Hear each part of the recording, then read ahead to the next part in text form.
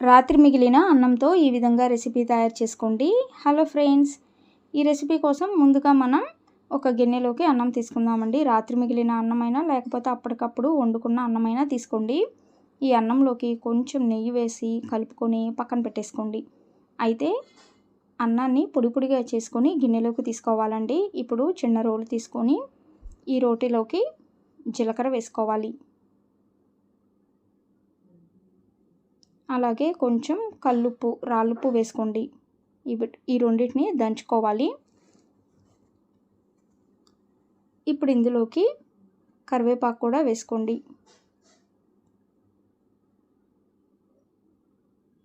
కరివేపాకును కూడా దంచుకోవాలి.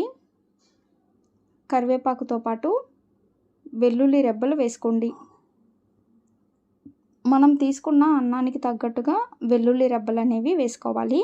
అలాగే ఉప్పు అనేది కూడా, కారం అనేది కూడా అన్నానికి సరిపడా వేసుకోండి. ఇప్పుడు అర చెంచా వరకు కారం వేసుకొని దంచేసుకోండి. ఇప్పుడు ఒకసారి బాగా కలుపుకొని ఈ కారాన్ని పక్కన పెట్టేసుకుందాము.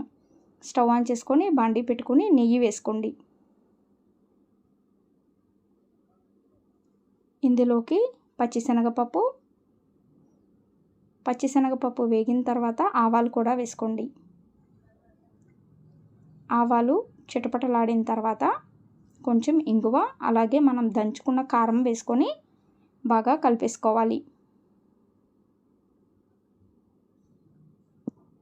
కారం బాగా నెయ్యిలో కలిసిన తర్వాత ఇక స్టవ్ ఆఫ్ చేసుకొని తర్వాత అన్నం వేసుకోండి.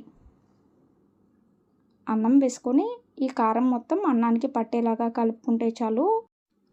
వెల్లుల్లిపాయ కారంతో అన్నం రెడీ అయిపోయినట్లే. మరి మీ అందరికీ రాత్రి మిగిలిన అన్నంతో తయారు చేసుకున్న ఈ కారం రెసిపీ వీడియో నచ్చితే ఈ వీడియోని లైక్ చేయండి ప్లీజ్.